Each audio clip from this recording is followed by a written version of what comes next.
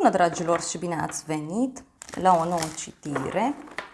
De această dată te invit la o citire generală, iar dacă ai intrat pe acest videoclip, înseamnă că ai aici cu siguranță un mesaj pentru tine. Să vedem situația în care ești, provocarea, soluția, ce anume se întâmplă, rezultatul final și surpriza pentru tine în momentul de față. Te rog să ții cont de faptul că este o citire generală și nu rezonează cu toată lumea. Ok. Văd aici că au fost vremuri tulburi în cadrul unei povești de iubire. Văd o conexiune cu zodia Gemeni, zodia Taur, Fecioară, Capricorn. Mai văd faptul că, în sfârșit, ți-ai luat curajul să faci un drum sau, în sfârșit, ai curajul să iei o decizie. Pentru unii văd o eventuală despărțire sau prin care ați trecut, atenție, nu e ceva ce urmează. O relație văd aici că a devenit mai stabilă, mai matură, mai monotonă. Pe de altă parte, văd că ți-ai găsit o pasiune în care tu, în momentul de față, investești timp. Poate ai făcut parte dintr-o relație la un moment dat, dar văd aici că ai fost dezamăgit sau dezamăgită și acum vrei dovezi palpabile, vrei dovezi fizice. Hai să vedem. În momentul de față, văd că te agiți aici în legătură cu o vacanță, în legătură cu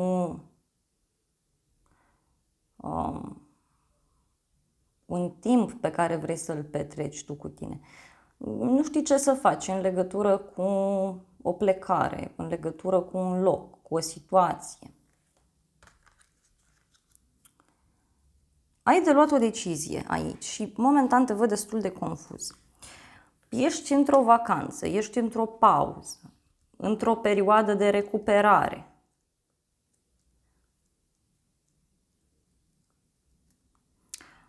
Pe de o parte văd că e liniște în viața ta, pe de altă parte văd că e ceva ce te agită.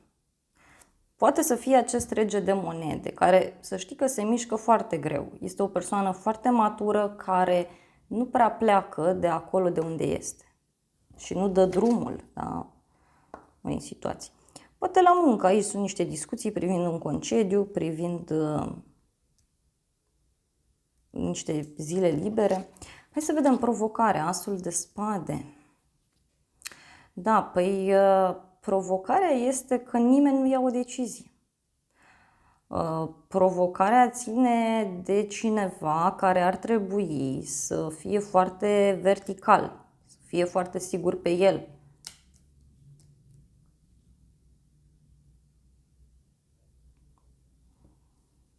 Hai să vedem despre ce este vorba. Poate ești agitat în legătură cu această decizie pe care o aștepți de la muncă sau un răspuns pe care îl aștepți. Să vedem despre ce e vorba. 4 de spade, în primul rând.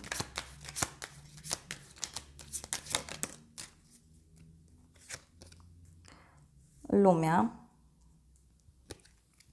Da, unii sunteți cu gândul la vacanță sau sunteți cu gândul la o persoană care este la distanță. Te gândești la persoana asta care e în străinătate sau aștepți un răspuns de la cineva. Wow! Văd aici o întâlnire pe care ai avut-o și care a fost foarte frumoasă sau o întâlnire pentru care te pregătești. Poate e un contract pentru. Ei da, dragilor, aici agitația asta ține de o persoană care este cam vicleană. E cineva care are niște planuri așa foarte bine puse la punct, are niște strategii. Văd o diferență mare. Văd o persoană foarte rece, detașată, persoană foarte rațională și mai văd o persoană foarte sensibilă. Fie ai parte de o persoană care este duală, Fie aici, în unele cazuri, văd că a mai apărut cineva în mintea ta, în gândul tău. Poate o altă ofertă de muncă sau o altă persoană.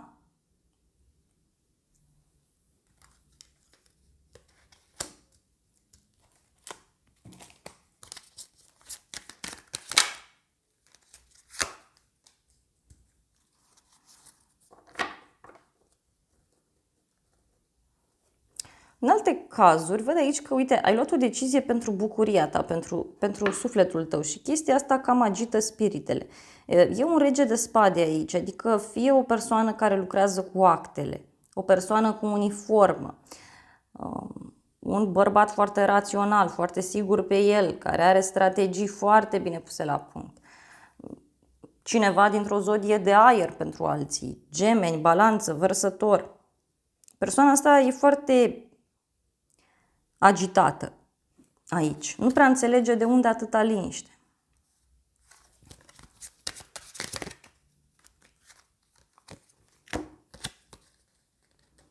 Nu. Deci aici, uite, tu aștepți un răspuns care e cu bucurie. Hai să vedem în continuare. 2 de monede, da, în situația asta și spânzuratul. Ok. Văd o legătură cu zodia Pești, dar și faptul că urmează aici o perioadă, câteva zile, maxim câteva ore, maxim câteva zile, în care cineva va avea de plătit ceva, fie ai de plătit o factură, mergi la cumpărături. Pe de altă parte văd că e nevoie să te împarți aici între 2 locuri, 2 persoane. Va fi nevoie să alegi, să negociezi. Soluția e temperanța. Soluția e să ai răbdare. Mai văd aici că soluția ține de a merge undeva să te vindești, deci să apelezi la o persoană care te poate ajuta, un terapeut sau un medic sau o persoană care este specialistă pe un domeniu, care să te ajute în toată situația asta, să-ți ofere o soluție. Ție ți se cere aici clar să vezi lucrurile dintr-o altă perspectivă în viitorul apropiat. Soluția ține de o împăcare sau de un compromis. Mai văd o legătură cu un săgetător.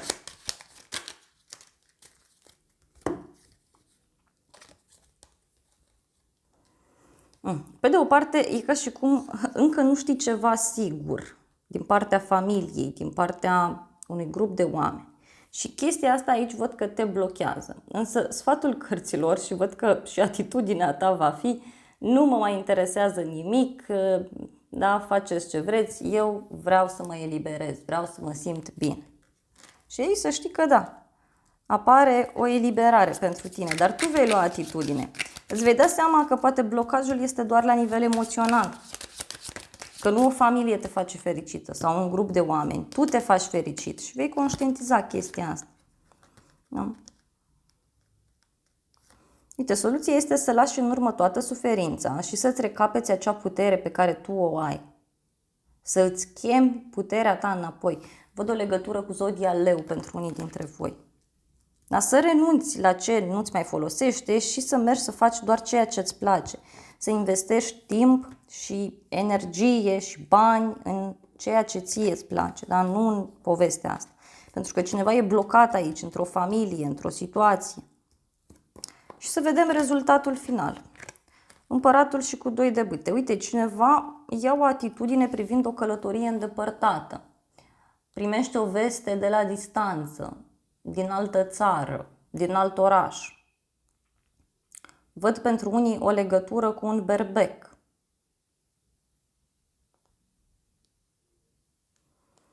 E o persoană aici care să știi că îți va propune ceva pe un termen foarte lung. Un proiect, o relație serioasă, un loc de muncă. Surpriza, 7 de bâte. Surpriza este că cineva nu vrea să renunțe, cineva se luptă până la capăt.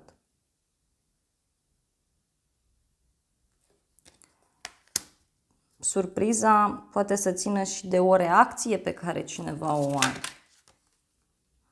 Uite. Dragilor, aici e cineva care tot te ține în loc.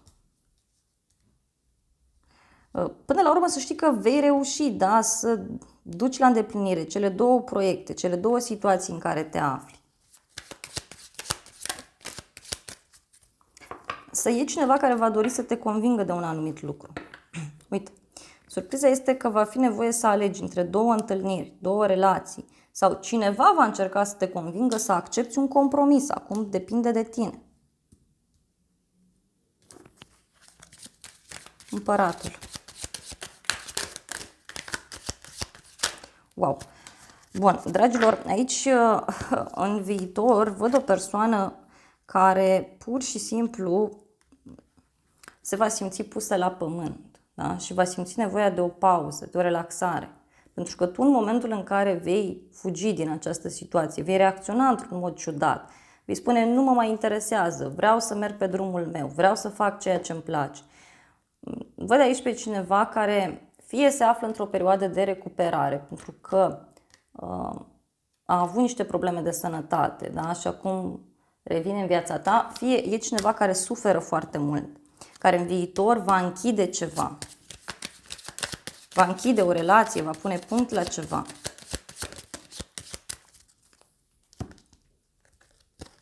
Uite, pajul de spade, pajul de cupe.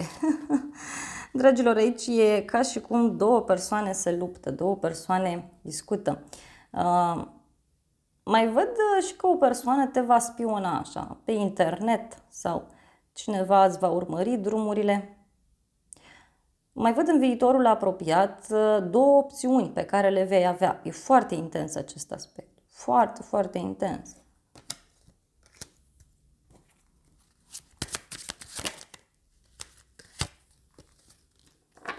Poți să primești o veste bună din două părți. Dar tot văd o persoană aici supărată, un șef sau cineva important din viața ta care va fi supărat în legătură cu această decizie. Să vedem oracolul ce spune. Oracolul vorbește despre un suflet geamăn, despre ceva karmic. Poți să cunoști, uite, e o persoană care poartă uniformă sau o persoană care lucrează într-o companie. Este o persoană pe care tu te poți baza.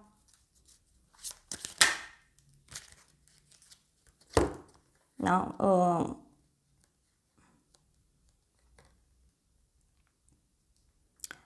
Mai văd aici că tu treci printr-o perioadă de vindecare spirituală, de creștere spirituală. Și îți dai seama că e nevoie să închizi anumite relații toxice. Asta ce înseamnă? Chiar dacă nu mai ești împreună cu fostul iubit, e nevoie să închizi relația de tot. E nevoie să-l scoți pe omul ăla din mintea ta pentru a apărea altcineva.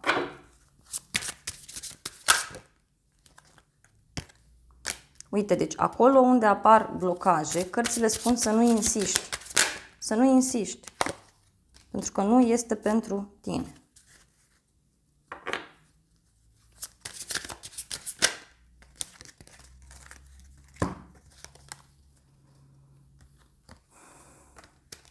Simt aici pe cineva care vrea să meargă pe cont propriu într-o situație sau cineva care s-a săturat de aceste blocaje, de aceste situații, de aceste legături.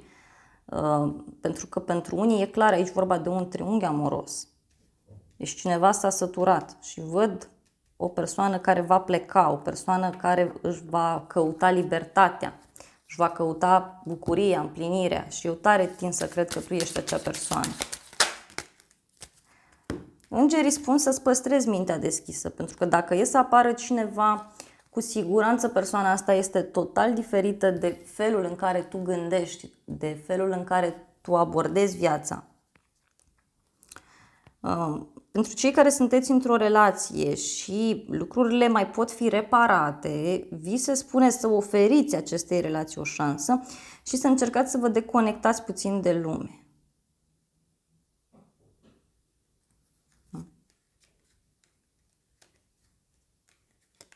Dacă ești o persoană singură, aici uite o vacanță sau o după-amiază petrecută singură sau undeva să mergi să te relaxezi, acolo te-ar putea ajuta foarte mult, în primul rând, să-ți pui gândurile în ordine. Foarte mult te-ar ajuta.